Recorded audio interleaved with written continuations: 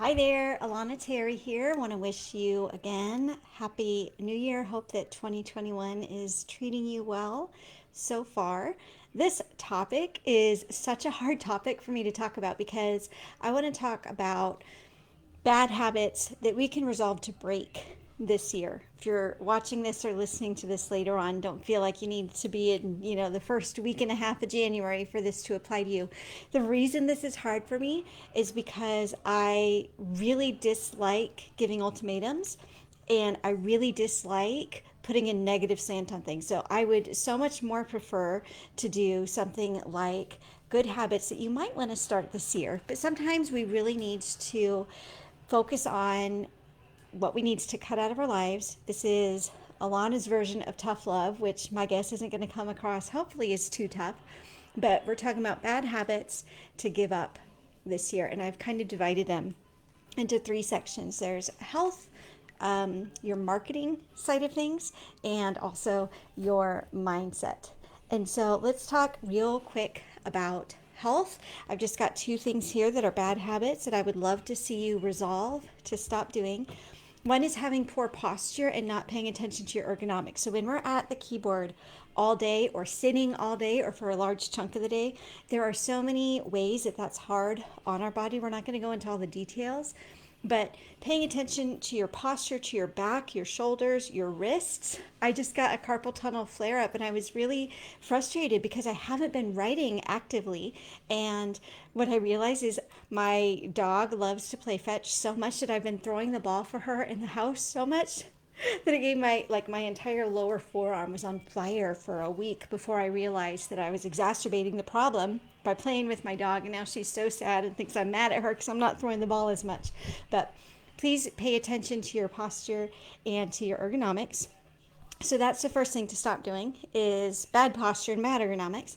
The second thing to stop doing for your health is to jeopardize your sleep. So some people decide to wake up early and that's their most productive writing time before the rest of the day starts. I'm not necessarily talking to you, although I recommend if you have a way to make sure you're still getting enough sleep, go ahead. But so many of us were getting really poor sleep. Now, if you've got biological reasons why you can't get a really good night's sleep or life circumstance reasons, then I understand. Please don't feel bad. Do what you can try to do to get a little bit better sleep. But I know that that's not accessible to everybody at every stage of life. But if you are able to, get yourself enough sleep and stop jeopardizing your sleep because so much happens while we sleep to reset our brains.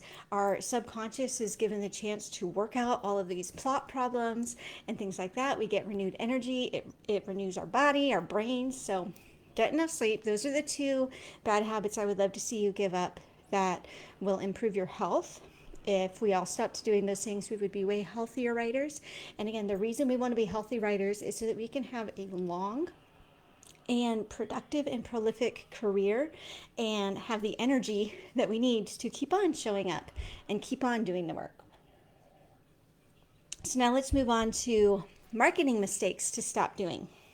One is turning off ads because you get bad data or don't get enough data or you get subpar results and then you just say ads are never going to work for me.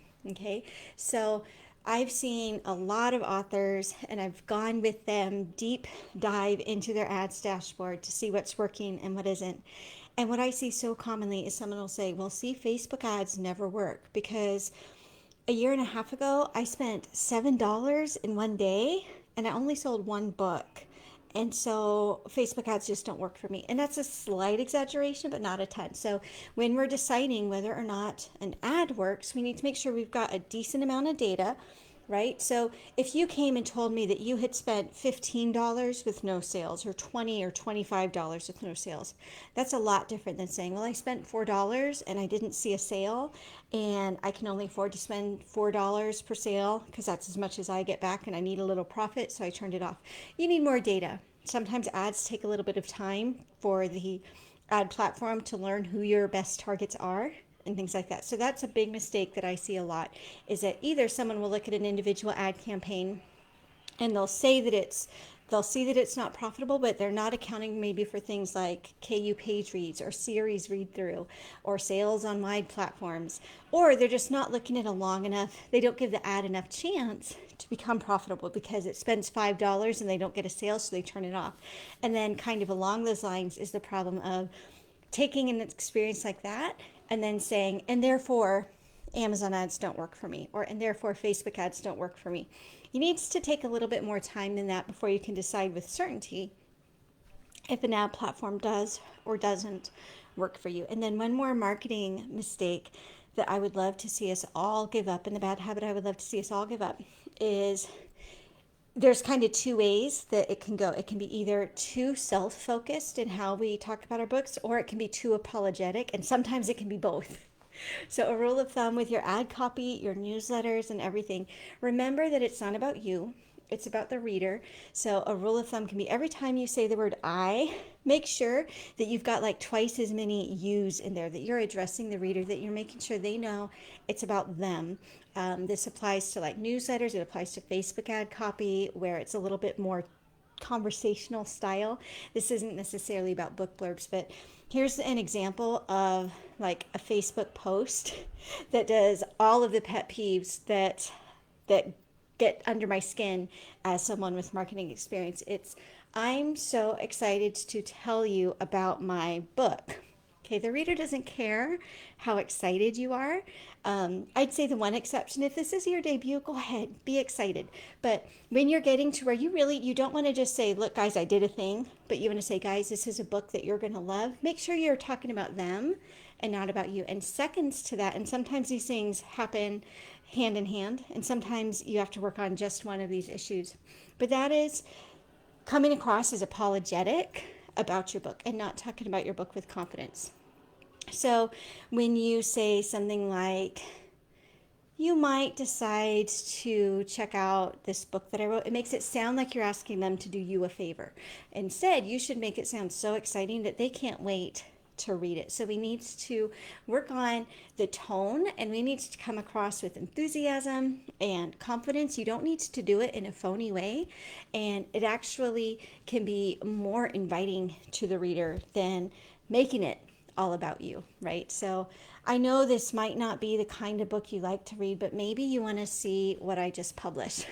Listen to how many of the times you say I or me, and think about just what it conveys. It conveys, guys, this book's ho-hum, but it would really help me out if you read it, right? So those are the two things to give up on your marketing. Give up stopping too soon and not collecting enough data and then swearing off an ad platform because it hasn't worked. Maybe your resolution is you're going to actually learn one of the major ad platforms this year. Learn Amazon ads, learn Facebook ads. You can grab any of my courses at courses.alanaterry.com. That's got courses on all of those. Grab somebody else's courses, find YouTube tutorials, read books, do whatever you need to do to say, I'm going to invest. And so let me tell you when I feel like it would be okay for you to give up and say this ad platform didn't work for me. I would say when you've spent at least 10 hours in learning, at least 10 hours in doing the ads, right? So in the ads dashboard, making ads, and you've lost at least anywhere from $100 to $500 that you never saw back. Okay, those, if you do all of those three things and then you say this ad platform didn't work for me, then maybe I would agree and say, okay, let's focus on something else. Most people quit well before that.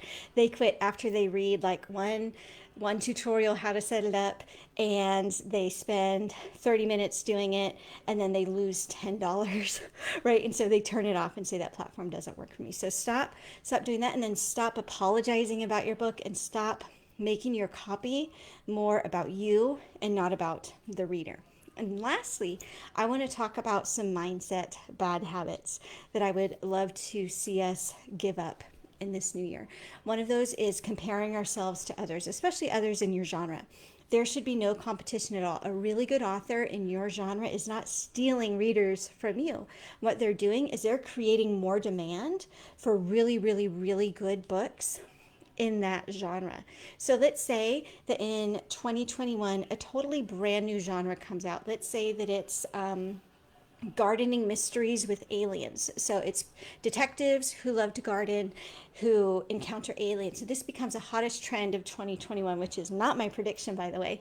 But let's say that you love that genre and you start writing in that genre. And let's say that there are 3 or 4 other authors who jump onto that genre at the same time you do. So Now, think about, especially if it's a new genre that readers love, they're going to read somebody's book in that genre and they're going to want more and they're going to want to read faster than any one writer can come up with. So what you want is you want a tribe of people in your genre who write great books, who can keep your readers excited about that genre while you're busy writing the next book in that genre. So the shortened version of what I just said is when there are lots of good authors in your genre, that doesn't hurt you. That actually helps create more demand for your genre. And so please stop comparing yourself to others. And along those lines, the other thing that I would love to see us give up is the bad habit of being jealous of others. Because when we look at another author and we're jealous of that success, what we do is we come up with stories that explain why they're successful and we're not. We say, well, of course she's successful. She's got time to write 15 books a year. Of course he's successful. He's got, $10,000 a month that he can spend on ads, whatever. But when we say those things, what we are doing is we are reinforcing why we can't have that success as well. So subconsciously, you're saying the only way to be successful is have $10,000 a month spent on ads, which is not true. And if you don't have that kind of budget, which not most of us do, you're going to feel like you're doomed before you even start. And so why try? And so I would encourage you, when jealousy comes in, here's a couple ways you can handle it. First of all, you can see somebody who's several steps ahead of you on kind of the success career, or however, whatever it is that you are jealous of that person, whether it's book sales or their great covers or their rabid following, and you can use that as a way to kind of hold a mirror to yourself and say, what are the things that are important to me? Maybe the authors that you tend to be jealous of aren't the authors who are necessarily selling more books and getting New York Times bestseller tags. Maybe they're the ones who have 1,000 people in their Facebook group with like 50 and 100 posts daily because it's such an engaged audience. Well, you know what that tells you? That tells you that growing a really engaged audience should be one of your top priorities. So instead of just feeling jealous, go out and figure out what it is about that person's success that you want to emulate, and then go ahead and start emulating it.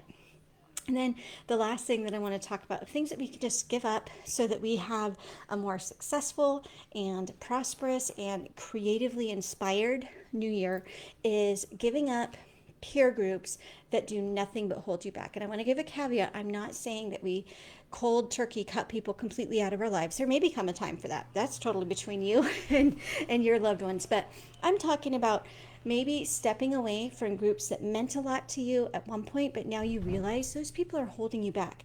If you're in a group of people who are jealous of you, for example, then that might be a subconscious block. You don't want to become way more successful than they are, or you'll know they'll just start feeling even more jealous.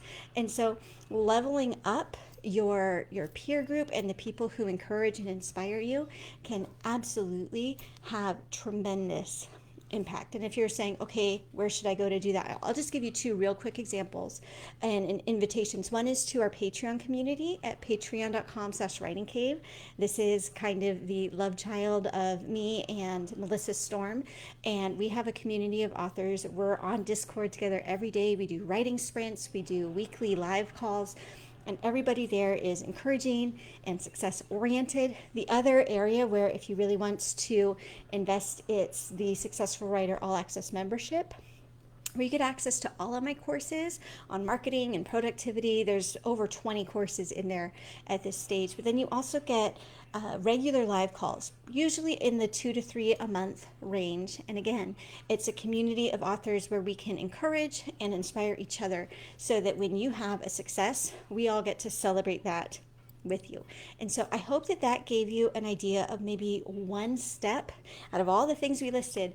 Maybe you have an idea of one step that you can take going into this new year to stop doing something that isn't serving you well or that's holding you back, and that you can resolve to make 2021 even better, more inspired, more energized, and more successful. And that's what I wish for you in the new year, and we'll talk to you soon.